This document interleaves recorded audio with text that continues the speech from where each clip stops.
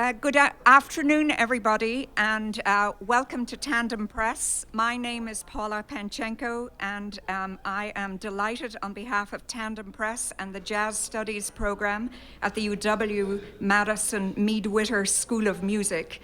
We are pleased to present the third year of the Tandem Press Friday Jazz Series.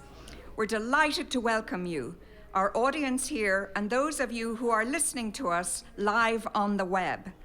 This series is made possible with the incredible support of the Brittingham Fund, and the live streaming is brought to you by Audio for the Arts with the most generous financial support of alumna Kathy Chazen and Larry Miller.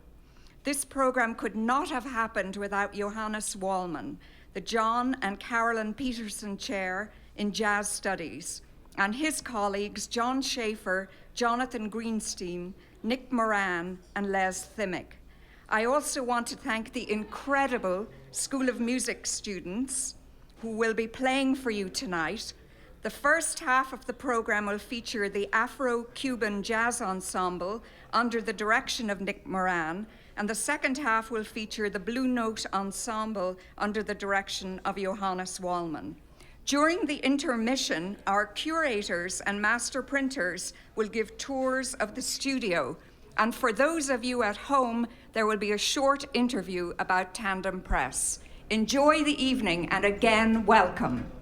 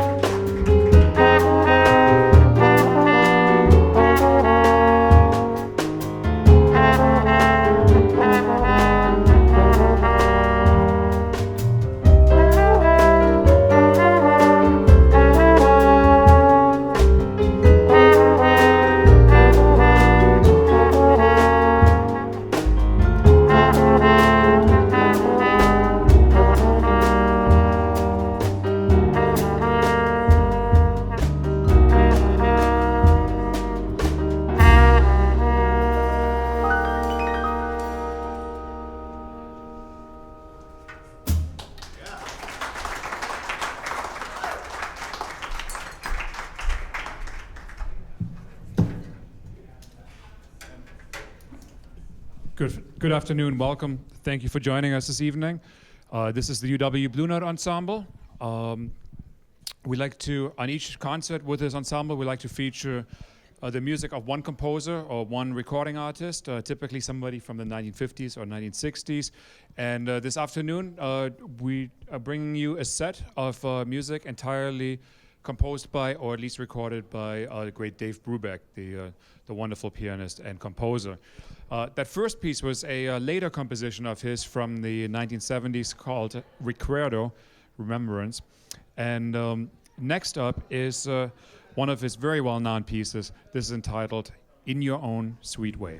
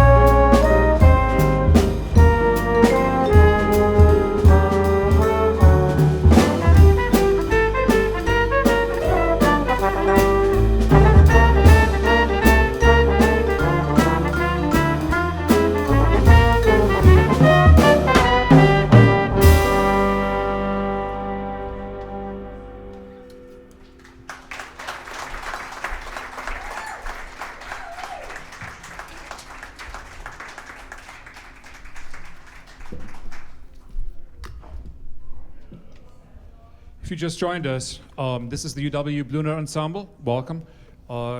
This group is playing tonight. It's playing the compositions of Dave Brubeck. One of the things Dave Brubeck was known for was his experimentation with time and meter. You may have noticed in the last piece, most of that piece was a jazz waltz, but the melody played with the concept of a waltz, and Dave Brubeck appropriately entitled this piece, "It's a Raggy Waltz." And it's from an album called Time Further Out. His most famous album is called Time Out, and it was so successful that the record label, which was initially very skeptical about releasing the album in the first place, saw the commercial success of it and said, why don't you record more music like that? So they recorded an album called Time Further Out, and followed by Time in Outer Space. And we're going to revisit the meter stuff that Dave Brubeck was doing, but the next composition is a piece that he wrote in honor of Duke Ellington. He was a great fan of Duke Ellington. This piece is called "The Duke."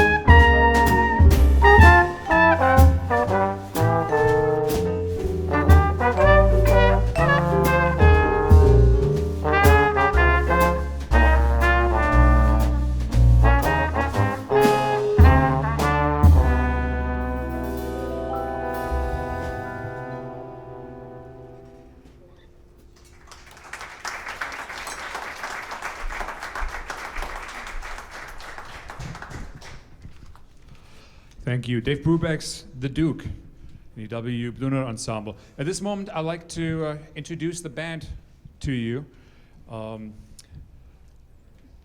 Can't necessarily always see him on camera. As you know, this is being live streamed, so maybe you can stand up. On the drums over there, that's Kai Linsenmeyer. On the bass, Adam Yesel.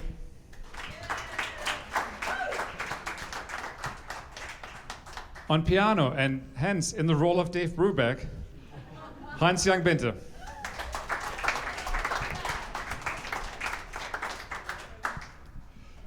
He's going to do double duty for us today. You're going to hear him on drum set in the next band, in the Afro-Cuban Jazz Ensemble. There's a wonderful group getting ready to play the second set around 6 o'clock for you right now. He plays drums and drum set in that group.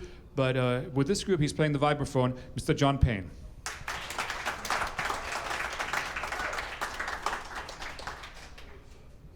On trumpet, Travis Stroud.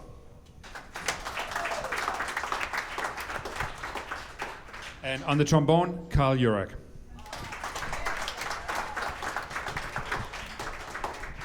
My name is Johannes Wallmann. I have the pleasure of getting to work with these fine musicians every week. They do all the work, and I just try to point them in some directions.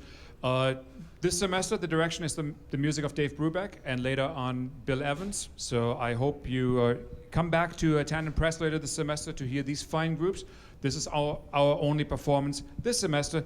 These guys will be back here next semester, but if you can catch us on campus, you'll hear the music of Bill Evans later this semester. We're going to continue with the piece from Time Further Out. This is called Blue Shadows in the Street.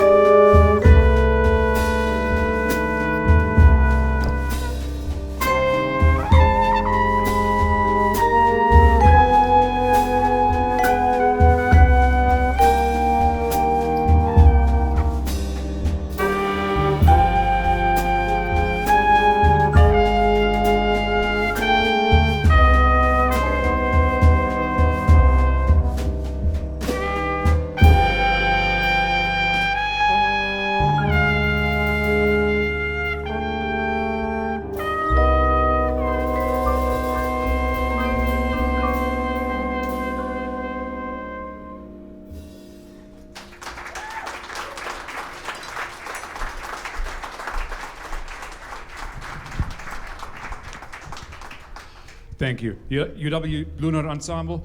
They're going to play one more piece for you, and then there is going to be a 15-minute intermission.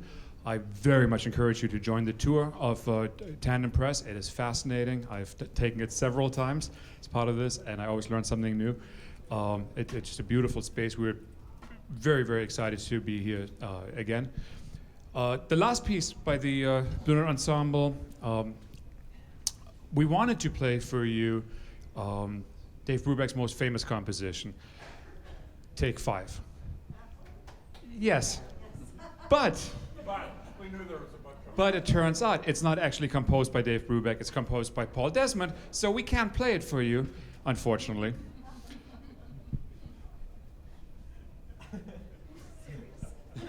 No, I'm not serious. Yeah. So we figured everybody would enjoy hearing that, and it's an opportunity to feature our drummer Kai Linsenmeyer on the obligatory drum solo on that wonderful tune. So Dave Brubeck and Paul Desmond, Take 5.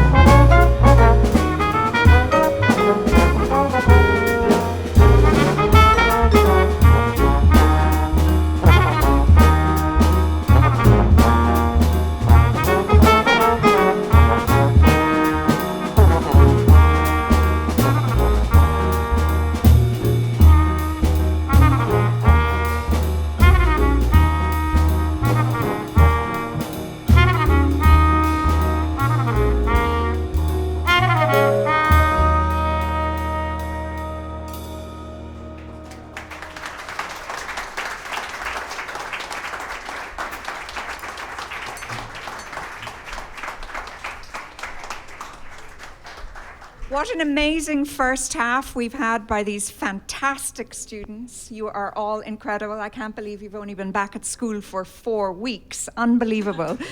Unbelievable.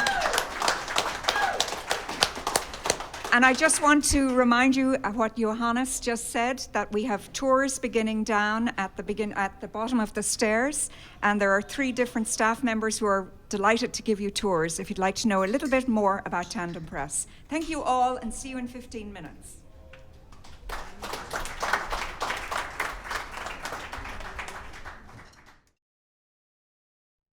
Hello, I'm Buzz Kemper from Audio for the Arts, and we are the live streaming and recording engineers for the Tandem Press Friday Night Jazz Series. And welcome to the live stream. And I'm here with Paula Panczenko, who is the director of Tandem Press. And Paula, welcome, and thank you for doing these concerts. Oh, well, we're delighted. Thank you very much for working on this for us. We're really very excited. We are as well. I want to first, before we start talking about the concerts, I want to find out a little bit about Tandem Press. I feel like you guys are kind of a well-kept secret. How did it start, and what is its mission now? Well, Tandem Press actually was founded 30 years ago by Professor Bill Wiggy in the art department. And his idea was to basically bring in visiting artists, have students meet the visiting artists, and he hired printers and other staff members. And he felt that the professors in the art department teach the students how to do the actual techniques, but to actually understand how the creative process works, he wanted to have students experience that and see artists creating works of art up close. So he set up a type of venue where students could actually observe and interact with artists who were creating art at that moment? Exactly. Wow. And in the visual arts, that's very unusual. I mean, you see musicians playing, you see dancers dancing, actors on the stage, but you never actually see a visual work of art being created. And so the students who are working in all aspects of our organization essentially see something that very few people see. And they see all the trials and tribulations that artists go through to actually make an actual complex print. So that kind of relates it to the performing arts then, because normally when we see visual art, whatever it is, sculpture, painting, whatever it is, we see it after the work has been done. And when we go to a concert, we're experiencing the actual creative process happening. And so Tandem Press allows students to observe this as if it were a concert or some other kind of performance. The creative process is happening at that moment. Exactly. And we've had over 80 artists visit the press, and each artist brings their own type of creativity to the organization, and the students are exposed to that completely. Some artists are very reserved, and others are very outgoing. We had the movie director David Lynch working at Tandem Press, and everybody was terrified to say anything. And then David Lynch actually said, "So doesn't anybody want to show old Dave their work?" And of course, he looked at all the students' work, which was terrific, and did a critique on it. Does anyone else do this? Did you guys invent this? No, we did not invent it. There are 3 university presses in the United States: Tandem, and then there's the University of South Florida Graphic Studio, and then Tamarind, which was the very first one, which was originally a private organization, and then moved to the University of New Mexico. And is Tandem Press doing the same thing now? Has its mission or methodology changed at all since those early days, or have you stayed with that to a greater or lesser degree? Well, I think Bill Wiggy's vision was just so incredible. I think that he basically thought of all the things that would work for this. He had a press at his own studio, and then he thought it would be a great idea to formalize it, and he approached the university, and they said, well, where will we get the money? And he raised the money in one day. He was very well known, and we pretty much kept to all of the things that he did. We did expand certain things, and we formalized it, of course, within the university context.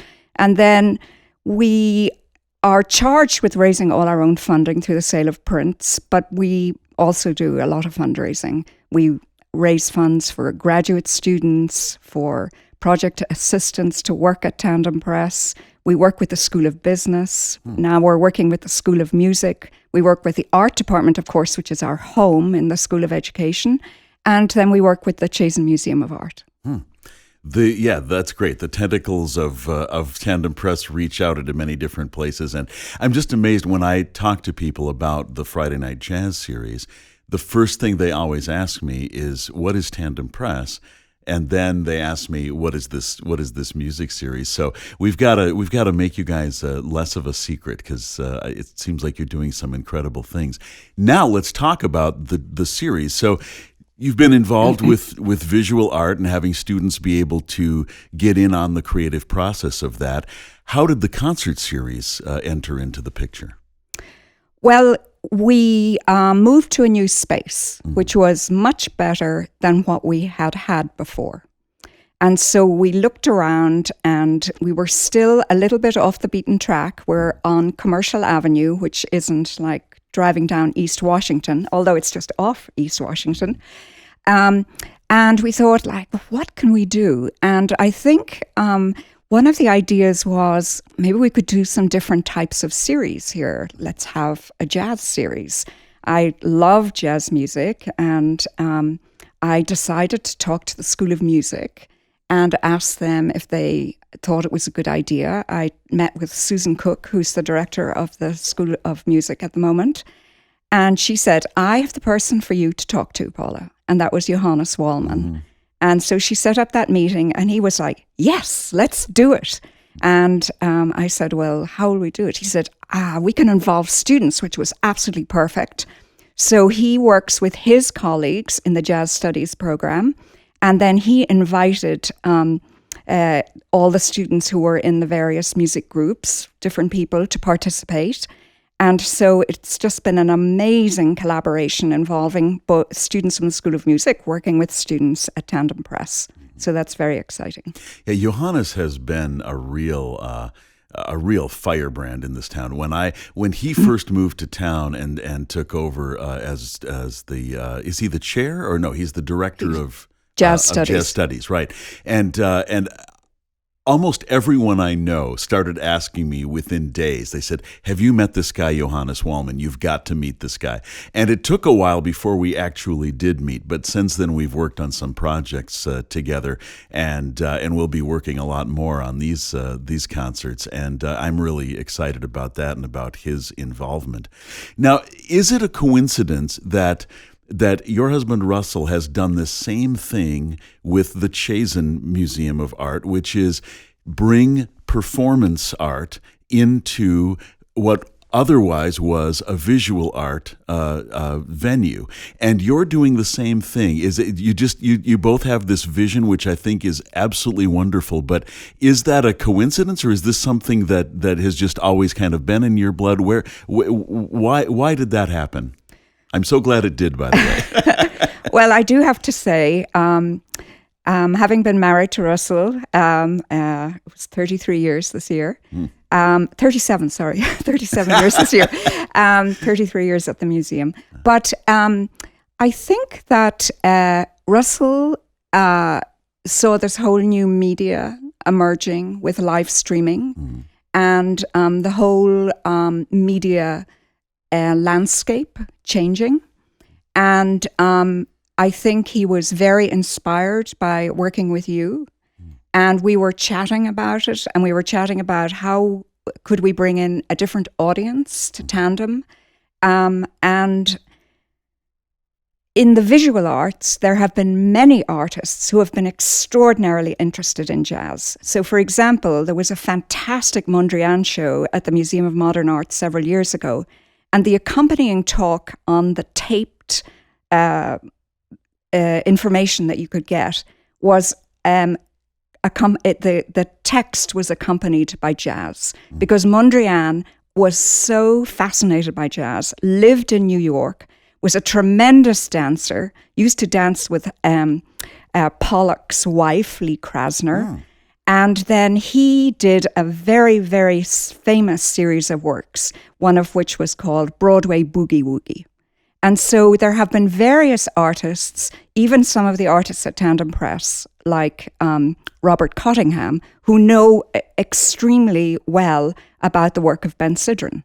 And when he learned that Ben Sidran lived here, he was amazed and wanted to meet him immediately. So I think that when Susan introduced us and Russell had spoken to me about this new live streaming, and I thought, like, gosh, maybe we could do something like this. And it seemed really a great opportunity, and it's been very successful. We've had lots of people come to Tandem Press having these concerts, and we've been, very thrilled with the reaction. And of course, now we are going to, with your help, bring it to a much, much wider audience. And I think the fact that Johannes is he's professor, the professorship was funded by John and Carolyn Peterson, and they were huge jazz aficionados. And the other people who are huge jazz aficionados are the Chazins. And now Mr. and Mrs. Chazin, who funded the expansion of the museum, their daughter is funding this whole particular project, Kathy Chazin. Oh. And I remember the Chazin at one time did a jazz series as well during the summer. And so, yeah, you and Russell have really been a huge boon to this area with both visual and performing arts. And I want to thank you for that. My colleagues and I are just thrilled to be working with you on this. And thank you so much. And before we stop, is there anything that I didn't ask you about the Tandem Press or the series that you'd like to mention? Well, we're open 5 days a week. We're open from 9 to 5 every day on appointments on the weekends by appointment. And the jazz concerts are free. And there's free parking as well. Wow. There you go. So come on down. Paula Panczenko, Director of Tandem Press, thank you so much. Thank you.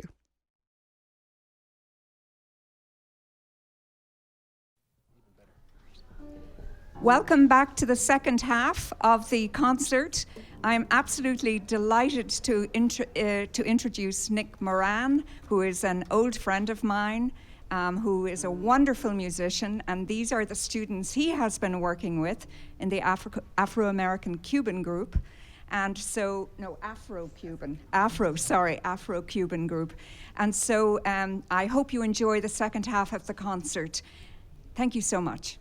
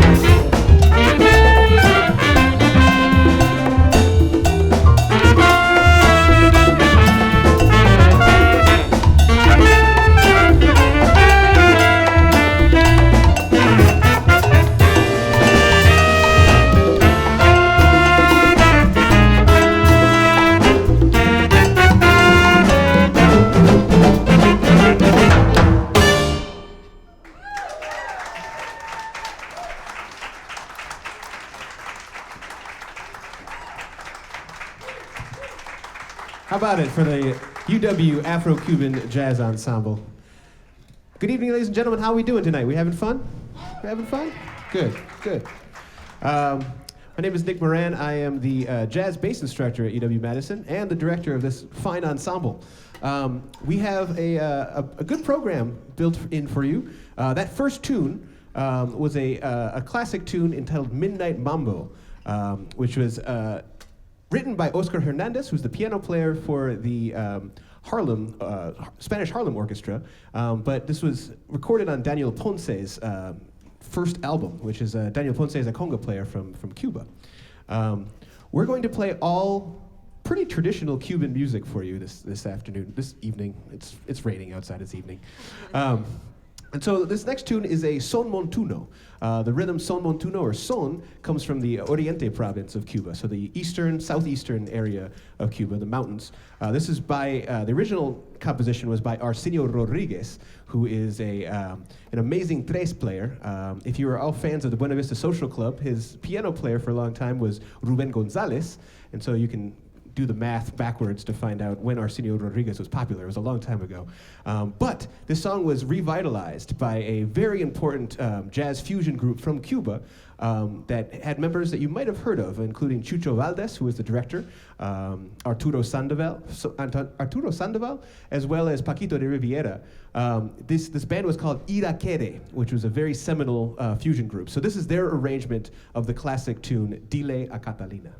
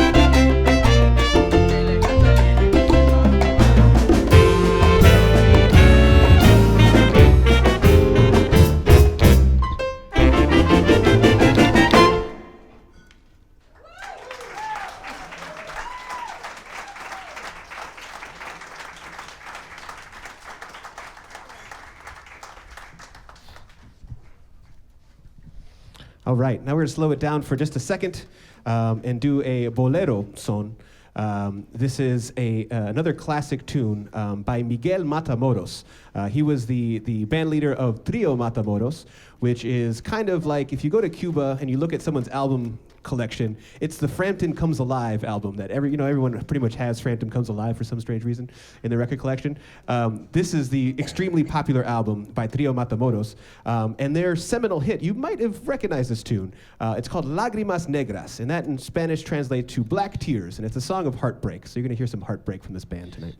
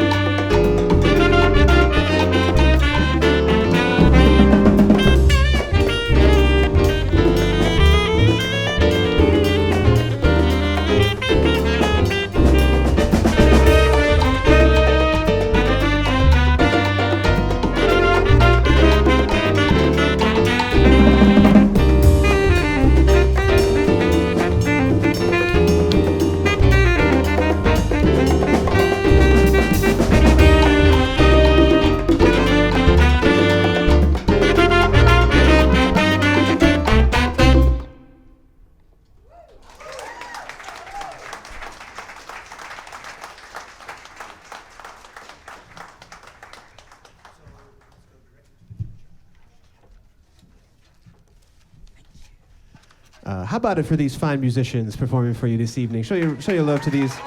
I'd like to take a second and introduce each and every member of this group, starting with on tenor sax. Please put your hands together for Emily Decker. On alto sax, Nick Dietrich. Yeah. On trumpet, Jacob Schulk. I've been practicing. On piano, please show your love to Mr. Morgan Reiser.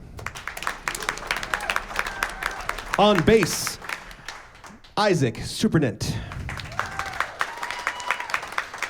On drums, Mr. John Payne, who you've seen twice already. Yeah. And on percussion, give it up for Mr. Lucas Gutierrez.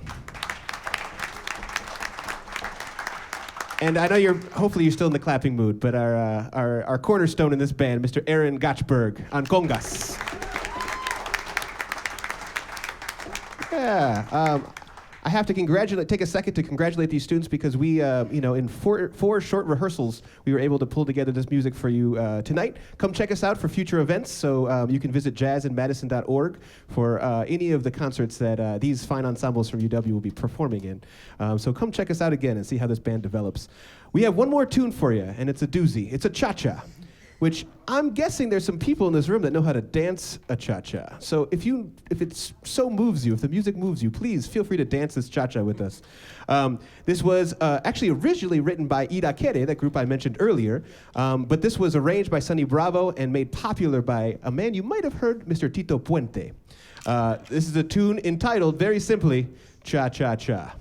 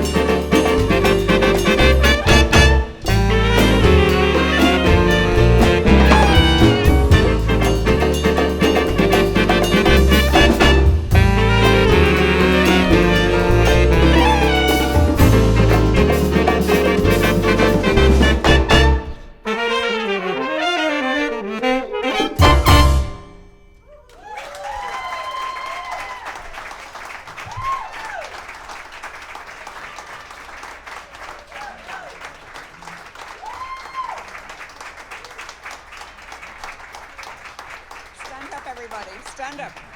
I'm telling our young students to all stand up for an extra bow. Incredible. So I want to thank again Nick Moran, the fantastic students, Johannes Wallmann, the Mead-Witter School of Music, for collaborating with us on this program. If in the likely or the unlikely event, the unlikely thing that you may not be able to attend a concert in the rest of our season, and please grab an invitation if you want to see the other dates, you can hear it online thanks to Audio for the Arts, who are bringing it live streaming to everybody tonight. And I hope that you will also come back and visit Tandem Press and come to our next concert, which will be on Friday, November 10th. We greatly look forward to seeing you all there. Thank you.